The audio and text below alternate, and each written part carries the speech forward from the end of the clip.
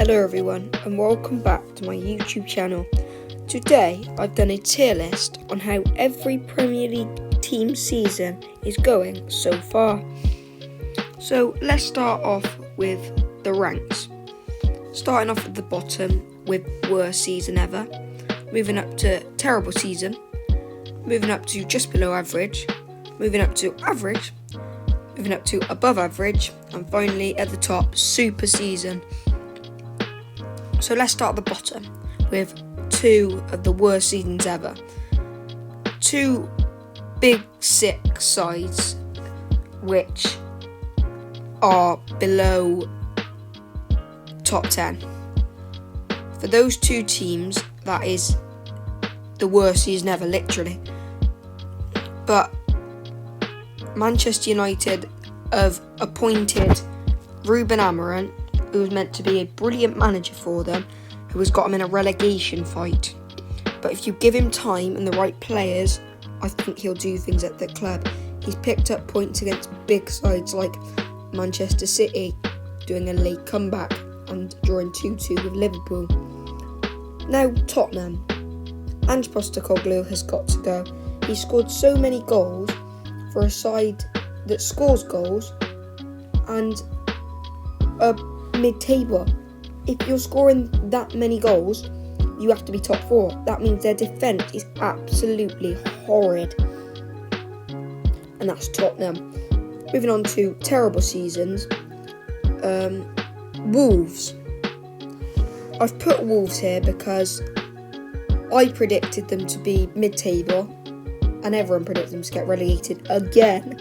So I thought, I'll give Wolves a little bit of credit for once. No, they didn't deserve that credit. Gary O'Neill lost control of the locker room. Matheus Cunha had a fight with his own management and has served his ban for that. Matheus Cunha's carried the whole team. They conceded too many goals, haven't been scoring enough. It's really, really poor by Wolverhampton Wanderers.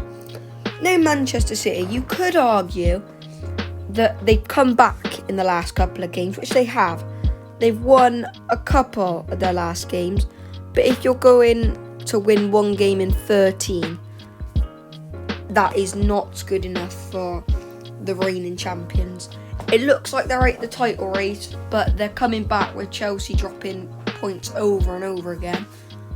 And basically, they're not where they should be. They should be top of the Premier League or close to top. Liverpool are running away with it. They're nowhere near the top of the Premier League.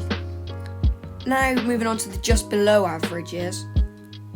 I've put Crystal Palace here because they were going to be mid-table and they're a bit below that. I think they're not super below, but they're not above where they should be. They're below where they should be. And Oliver Glasner, I think what's wrong with him is he's missing their key player, Michael Olise, who's doing brilliant things at Bayern Munich. Eze's been okay, but if you get Eze and Olise on the same pitch, you will do things, and you will do things very, very well. But without Olise, they've been struggling a lot, which puts them in a bit of a relegation scrap, but they've come out of it in the last couple of games. Now moving on to Leicester City. They're in a relegation battle with Ruud van Nistelrooy as their manager, but he isn't doing too well. He did okay at Manchester United, but there he had good resources to play the football he likes. At Leicester City, he doesn't have the right resources to play the right quality football, and they're struggling. They're in a big relegation battle. But the reason I put them just below average is because everyone predicted them to be in a relegation battle, but everyone predicted them to get out of the relegation battle. But it's not looking likely. Moving on to West Ham. They've just appointed Graham Potter, who loses his first game in a very Graham Potter fashion. He did okay at Chelsea, Graham Potter, and then got us to 11th. which isn't good enough for Chelsea's standards, but we're talking about West Ham. They started the season with Locatelli, who did absolutely shocking. He was benching key players. Nicholas Füllkrug didn't do very well. James Ward-Prowse isn't doing too well. He sent him on loan, I think, to Nottingham Forest, or permanently. I don't know why I'm talking about that though. And Somerville, who had an outstanding season with Leeds last season in the Championship. He didn't start him for the first half of this season, which is terrible management. Arguably their best player, their most skillful player, who on his day is one of the best players in the Premier League, not starting. Thank God Locatelli's gone. Hopefully Graham Potter can play some good football and push them up the league table. Now, moving on to the average seasons. Starting off with Aston Villa. They're 7th, 8th, somewhere. They're doing okay. They've conceded way too many goals. Losing 3-0 to Chelsea. Conceding too many goals in general. But the thing with Aston Villa is they will come back, because Unai Emery is a brilliant manager who has done brilliant at Aston Villa. Hopefully they'll push for the European spots again this season. Now Southampton. They're 20th, everyone predicted them to be 20th, so it's an average season. Very controversial. It's not quite like worst season ever. It's not just below average, because everyone predicted them to go down, and it's looking like they're going to go down. They've got no hope in them at all. They lose on the trot again. They conceded 5 to Chelsea, 5 I think to Brentford, and I think they conceded 5 to Tottenham. It's not good enough, but they did perform quite well against sides like Liverpool.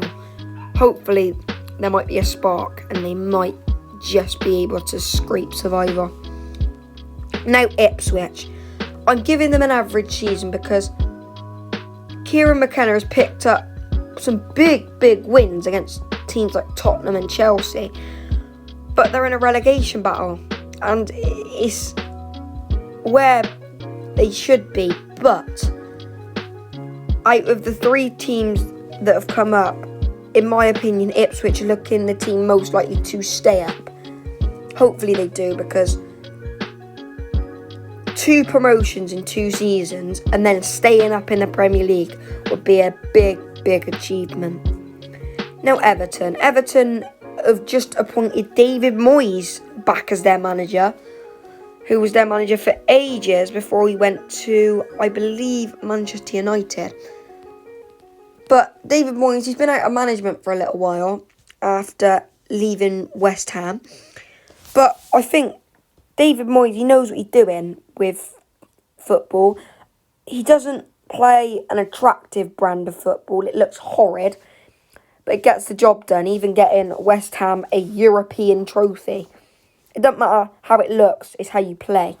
And David Moyes takes that quote very seriously. Now, Brighton. Brighton are not consistent enough. Likes that 1 minute they'll come back from a 2-0 down to Tottenham. Then they'll go lose to Crystal Palace. It's not good enough in the sense that they score goals and have the right resources to do really well, with Joe Pedro in good form and Danny Welbeck in good form. And it's looking like they're going to finish mid-table again, but honestly, I think it's down to their manager. They've got a manager that isn't experienced enough for this league, but he's doing all right in the sense that they're not in a relegation scrap like some teams. Hopefully, they'll just stay where they are, and it's looking like another mid-table season for Brighton. Now, Chelsea. Controversial one. Their top 4, which is, for Chelsea standards, top 4 is where they should be. I know they've had a drop-off last couple of seasons, but top 4 is where Chelsea should be, and that's where we'll stay. You can't lose to sides like Ipswich, Fulham, and then drop points to teams like Everton and Crystal Palace and hope to win a Premier League title. They were in a title fight, but Liverpool have won the league already. Everyone knows it. And it's not good enough for Chelsea standards. It's an average season for them because 4th is where they should be and that's where they'll stay for the rest of the season. Good luck, Chelsea. Now moving on to the above averages. Fulham. Fulham are doing well in the sense that they beat Chelsea for the first time in a couple of years, and that's good for them, but they're mid-table.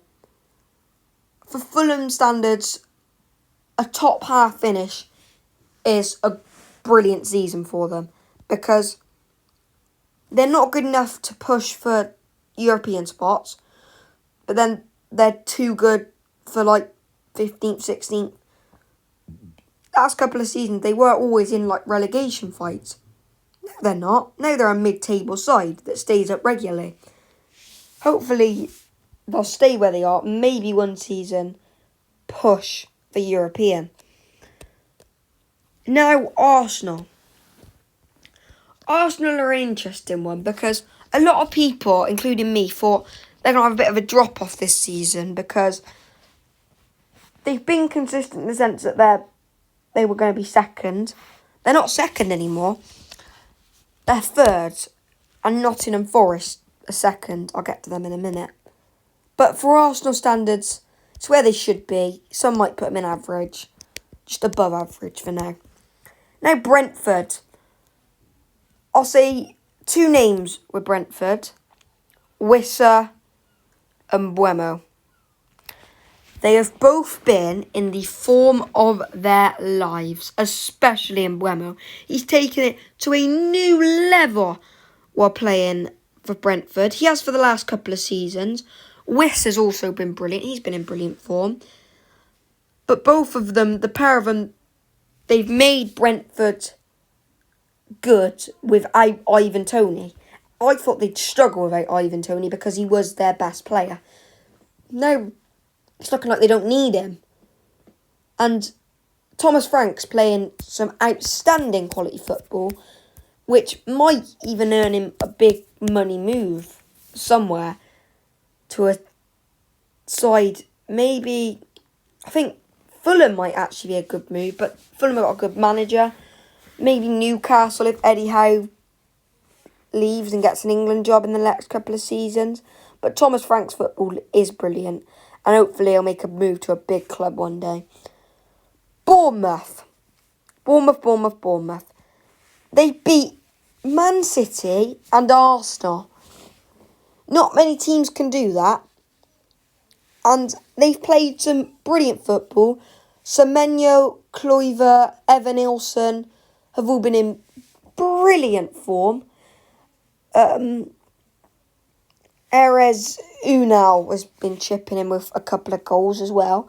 But they've been brilliant. And I think, honestly, they're going to push for European spots. A top 7 finish is looking very, very likely for them. Now, top tier, super seasons. Starting off with, let's start with Liverpool. Liverpool are top of the Premier League. And they've, in my opinion, they've won the Premier League already. In the sense that they're a country mile ahead of everyone at the top. And I think they will win the Premier League quite comfortably. But they can't drop points. They've done this before. Last season they did it. They were top of the Premier League. Not by this much. No one's really in a title race. It's kind of like a race for second. No one's in the title race. Liverpool have won the title. I'm sorry, everyone. Liverpool have won the Premier League already. You might as well give it to them now. Right, Nottingham Forest. Nottingham Forest finished 17th last season. They're now second. What?